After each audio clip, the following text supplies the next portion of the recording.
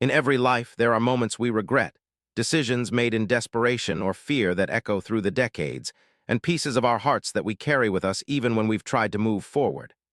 But sometimes, when we least expect it, the universe grants us a second chance, an opportunity to heal wounds we thought would never close, and a moment of grace that reminds us it's never too late for redemption. This is the story of how one game show question opened a door that had been closed for 70 years. How Steve Harvey witnessed the most emotional reunion in television history, and how a 90-year-old veteran finally got to say the words he'd been holding in his heart for a lifetime. Before we dive into this incredible true story that will restore your faith in miracles, family, and the power of never giving up hope, make sure you hit that like button and subscribe to our channel, because what you're about to hear proves that some stories are worth waiting a lifetime to tell. The Henderson family from Richmond, Virginia, walked onto the Family Feud stage in April 2025 with a quiet dignity that immediately caught Steve Harvey's attention.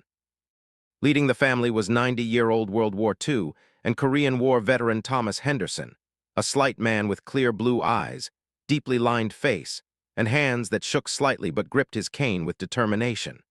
Supporting him gently was his 68-year-old daughter Patricia, a retired nurse whose resemblance to her father was striking in the set of her jaw and the kindness in her eyes. Beside them stood Patricia's husband Michael, their adult son David, and David's wife Amanda, representing 3 generations of a close-knit family. During the pre-show interview, the production staff learned that appearing on Family Feud had been on Thomas's bucket list for years, something he'd mentioned repeatedly as his health began to decline. Patricia explained that her father had always loved game shows, that watching them had been a ritual through her childhood, and that he had a sharp mind despite his age that made him excellent at anticipating the survey answers. She also mentioned, almost as an aside, that Thomas had served in both World War II and Korea, had received a Purple Heart and multiple commendations for bravery, and had spent the last 70 years quietly carrying burdens from those wars that he rarely discussed with anyone. What Patricia didn't mention, what Thomas had never told anyone in his family, was the deepest burden he carried, a secret that had haunted him every single day for the past 70 years. In 1954, just after returning from Korea, Thomas had been a different man, traumatized by 2 wars, struggling with what would now be recognized as severe post-traumatic stress disorder, drinking heavily to numb the nightmares and the memories, unable to hold down a job or maintain stability.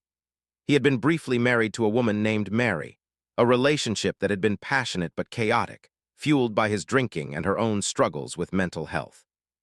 When Mary became pregnant, Thomas had been terrified, knowing he was in no condition to be a father, that he could barely take care of himself, much less a child. The baby was born in February 1955, a healthy boy they named William. For 3 months Thomas tried. He really tried to be a father, to stay sober, to provide for his small family.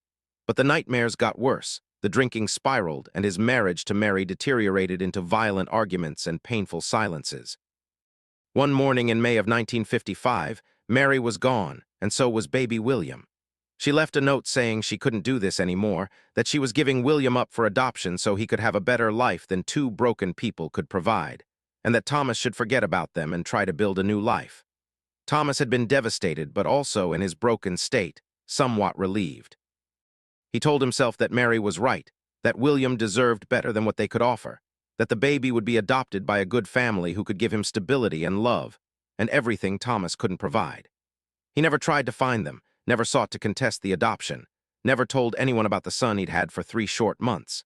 Instead, he threw himself into getting sober, into therapy with the VA, into slowly rebuilding his shattered psyche and learning to live with his trauma. It took him 5 years to get truly sober, another 3 to feel like he could function in the world again.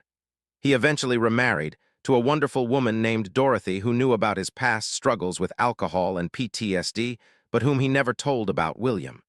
He and Dorothy had Patricia, built a good life together, and Thomas became the father to her that he hadn't been able to be for William. But not a day went by that Thomas didn't think about his first son, didn't wonder where he was, whether he was happy, whether he'd had a good life, whether he'd ever forgive Thomas for giving up on him. Dorothy passed away 10 years ago, and with her went the last reason Thomas had for keeping the secret.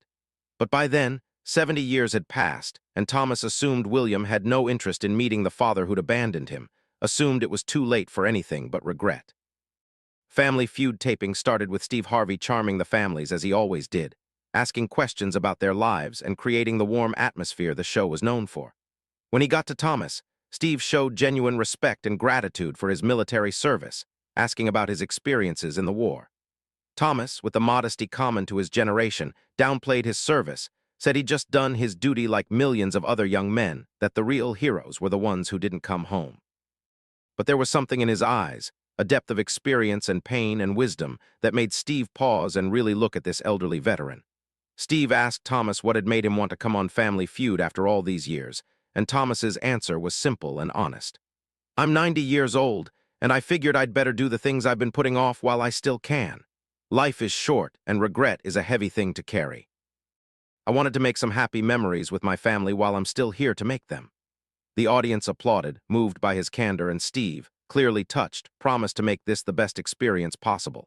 The game began, and Thomas proved to be sharp as a tack despite his age, giving excellent answers and high-fiving his family members with enthusiasm.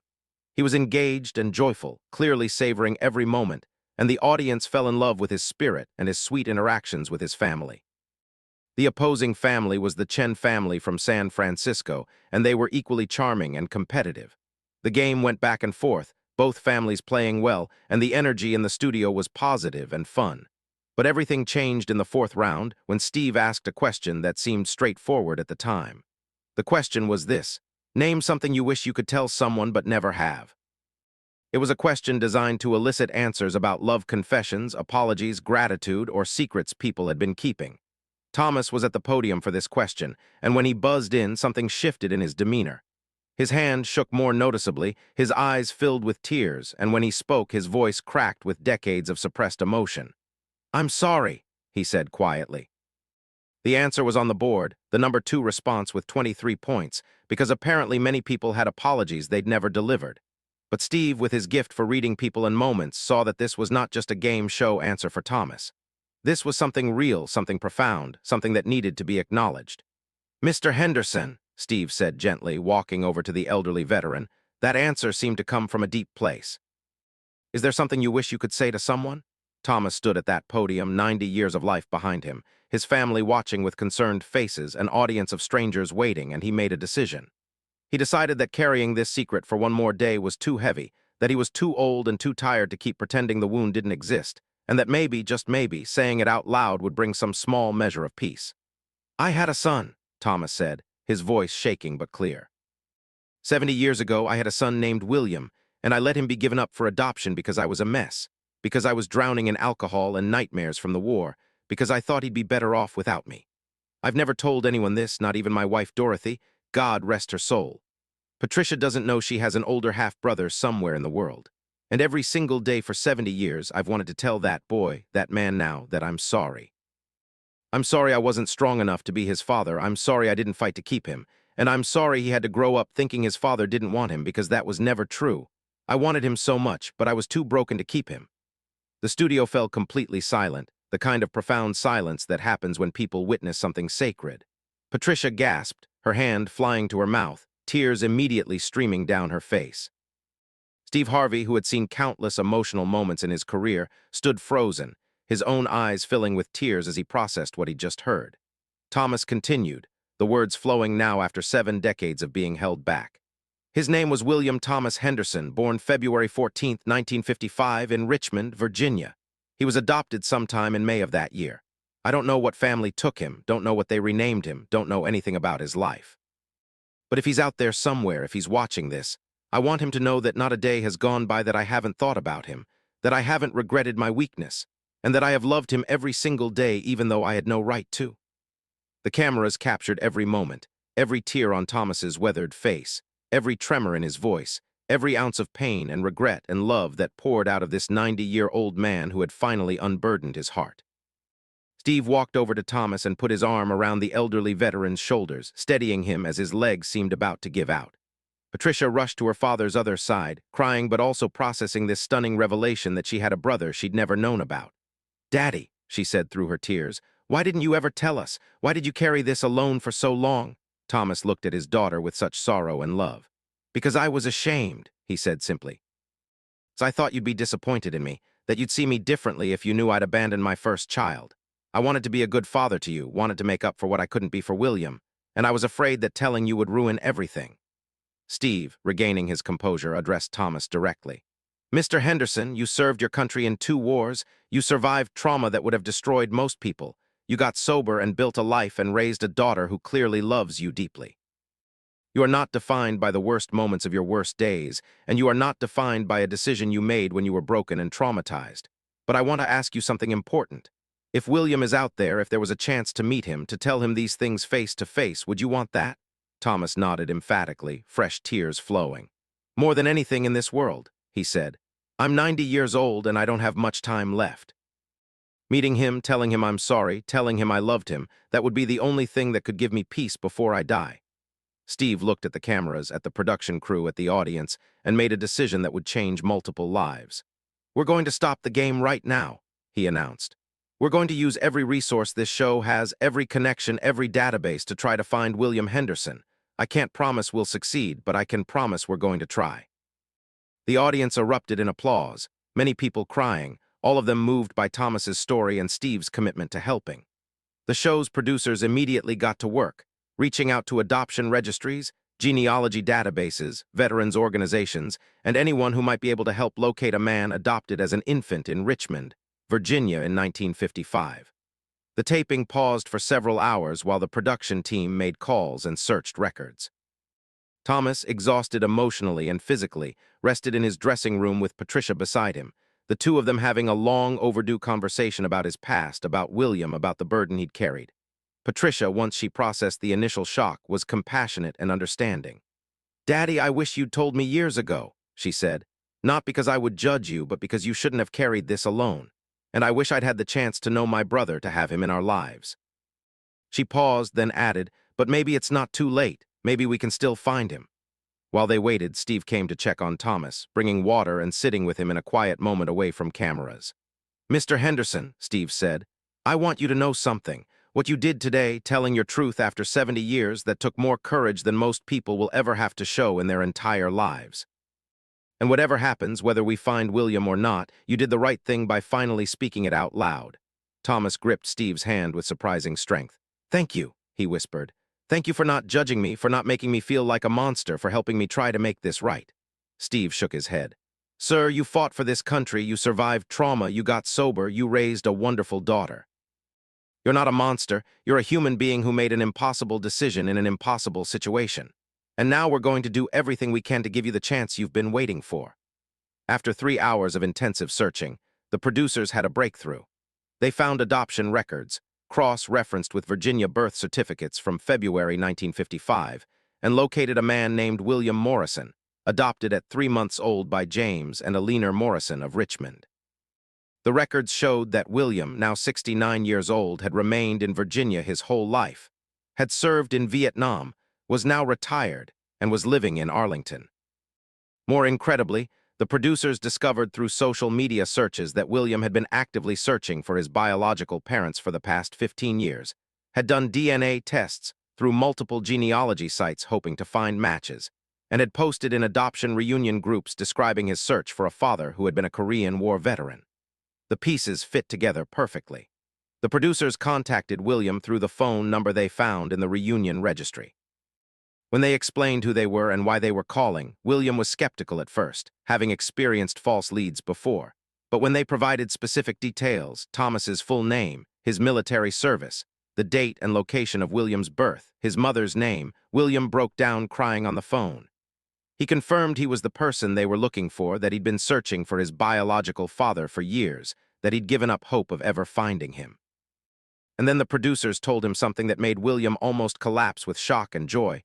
His father was at the Family Feud studio right now, 90 years old, and desperately wanted to meet him. William, who lived less than 2 hours from the studio, didn't hesitate. He got in his car immediately and drove to Los Angeles, his hands shaking on the wheel, his mind reeling with the reality that after 69 years, he was about to meet his biological father. Back at the studio, Steve gathered Thomas and his family to tell them the news. "Mr. Henderson," Steve said, his voice thick with emotion, "we found him. We found William, and he's on his way here right now." Thomas's reaction was something no one who witnessed it would ever forget. This 90-year-old veteran who had survived 2 wars and 70 years of regret collapsed into Steve's arms sobbing like a child, repeating, "Thank you, thank you, thank you," over and over. Patricia was crying, her husband Michael was crying, everyone in the room was crying, overwhelmed by the magnitude of what was happening. Steve arranged for the reunion to happen on stage, with the audience present to witness this extraordinary moment. He explained to Thomas and his family that William was nervous, was processing decades of complex emotions, but was eager to meet them all. 2 hours later, as the sun was setting outside the studio, William Morrison walked onto the Family Feud stage for the first time, and time seemed to stop. William was 69 years old, a tall man with Thomas's same blue eyes and the bearing of someone who had served in the military. He walked slowly, his own emotions clearly overwhelming him, his gaze locked on the frail, elderly man standing in the center of the stage supported by his daughter. Thomas and William stood 15 feet apart, separated by 7 decades of life lived separately, 7 decades of questions and longing and loss, 7 decades of wondering about each other. And then Thomas, gathering every bit of strength his 90-year-old body possessed, let go of Patricia's arm and took shaky steps toward his son. William met him halfway, and the two men, father and son, strangers bound by blood and separated by history, embraced for the first time since William was 3 months old. The studio audience was sobbing, the production crew was crying, Steve Harvey had tears streaming down his face, and the cameras captured every second of this reunion that proved it's never too late for love and forgiveness.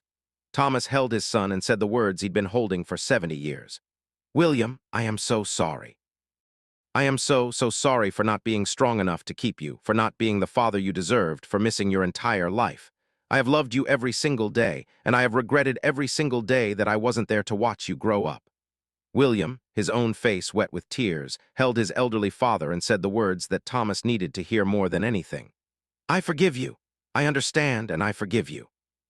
I searched for you because I needed to know where I came from, who you were, but also because I wanted you to know that I turned out okay. I had a good life. I had wonderful adoptive parents who loved me.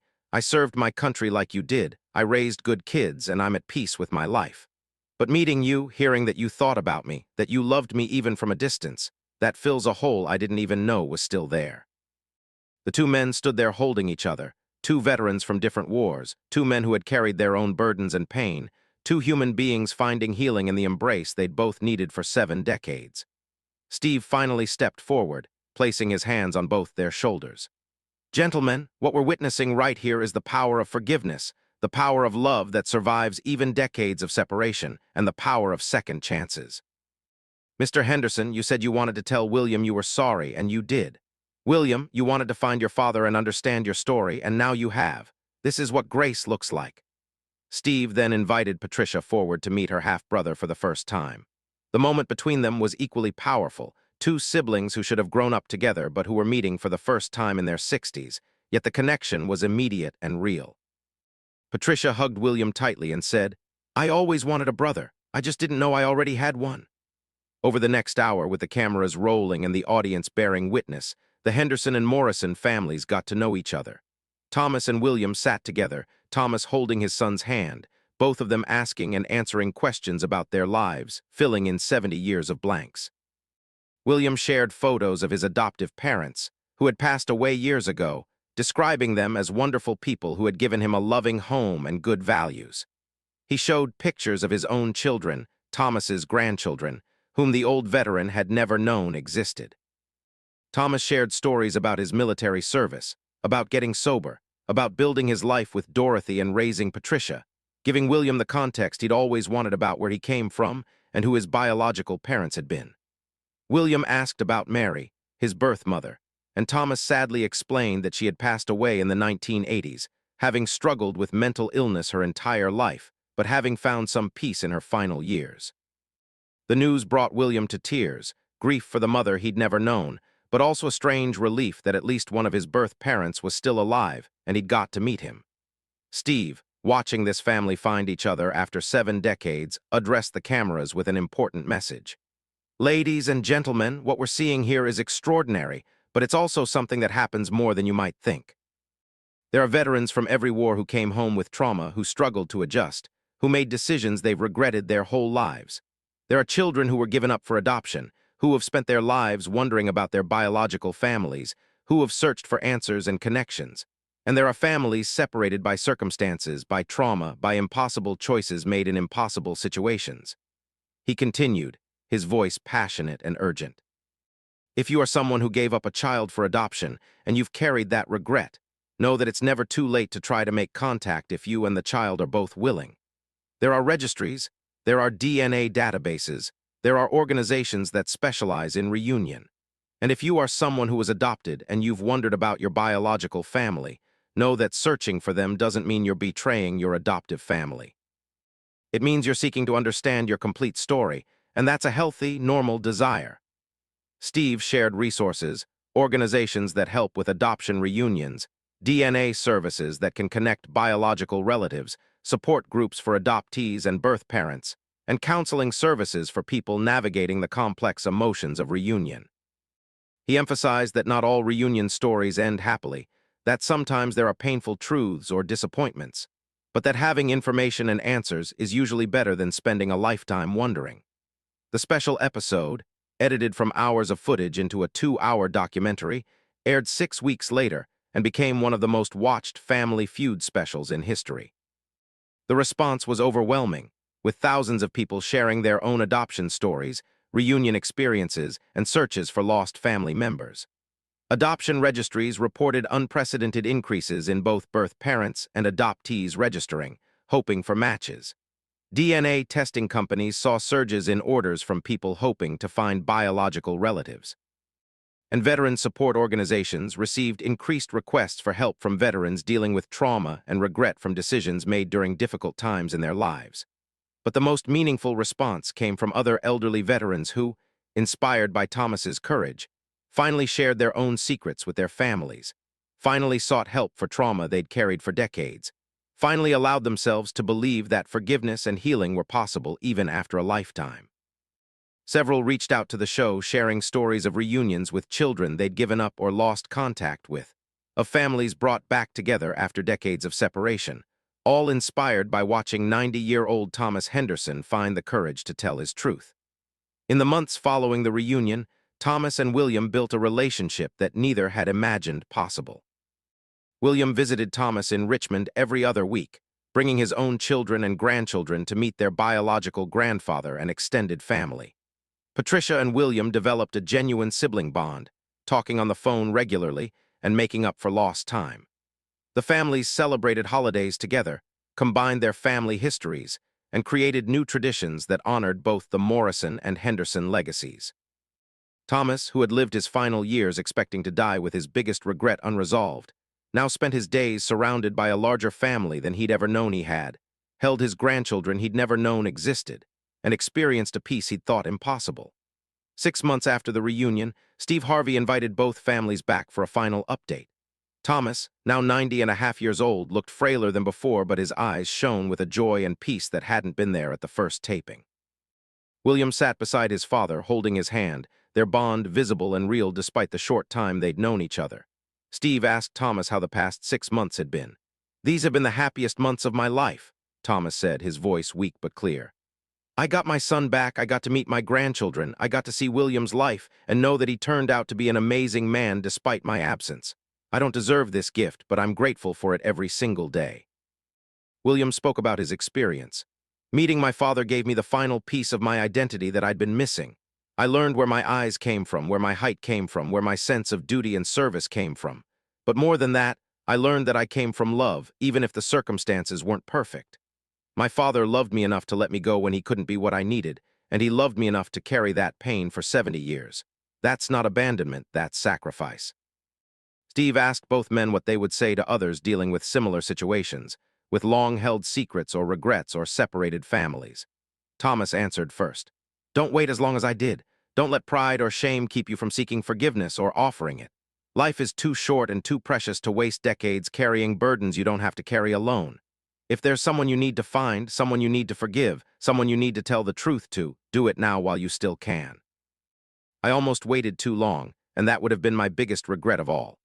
William added his perspective. "If you're searching for biological family, don't give up. Keep looking, keep hoping, and use every resource available. And when you do find them, approach the reunion with grace and understanding.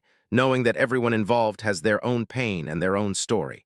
My father wasn't a villain who abandoned me. He was a traumatized veteran who made an impossible choice. Understanding that context didn't excuse the separation, but it helped me understand it and forgive it.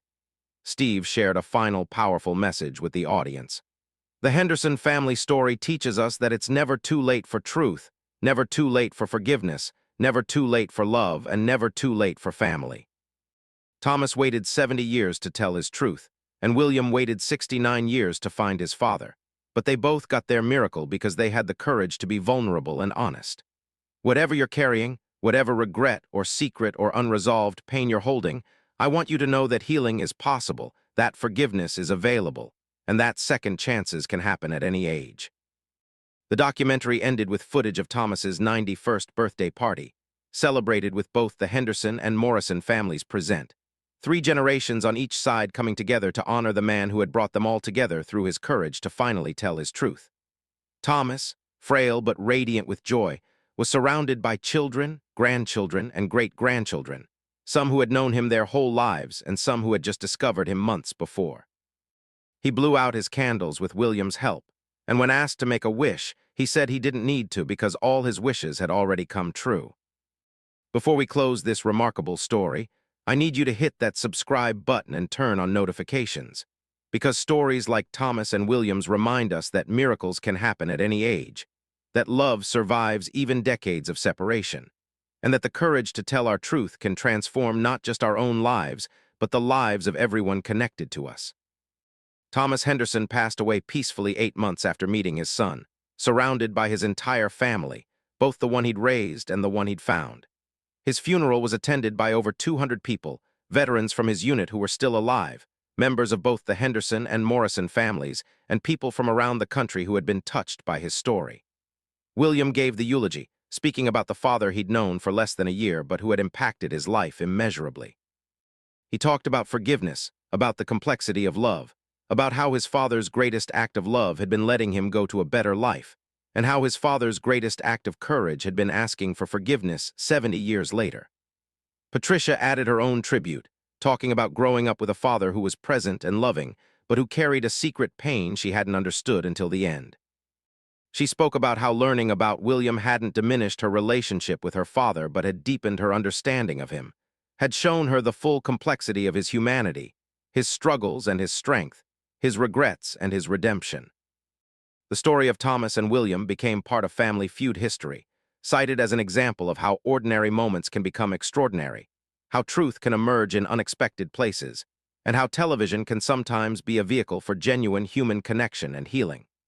The show's partnership with adoption reunion organizations continued, helping facilitate dozens of other reunions and providing resources for thousands of people searching for lost family members. If this story touched your heart, share it with someone who needs to hear it today. Comment below if you've experienced adoption, reunion, or the healing power of forgiveness.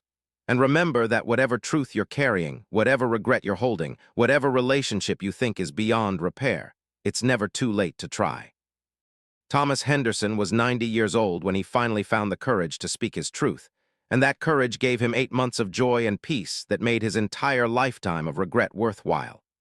Your truth, your courage, your willingness to be vulnerable might just create the miracle you've been waiting for, and it might just inspire others to find their own courage to seek healing and connection. The universe has a way of bringing things full circle, of creating opportunities for redemption when we least expect them, and of proving that love, real love, survives everything, even 70 years of separation, even decades of regret, even the pain of impossible choices made in impossible circumstances. Thomas and William's story is a testament to that truth, a reminder that family isn't just about biology or time spent together, but about the love we carry in our hearts and the courage we find to express it, even when we think it's too late.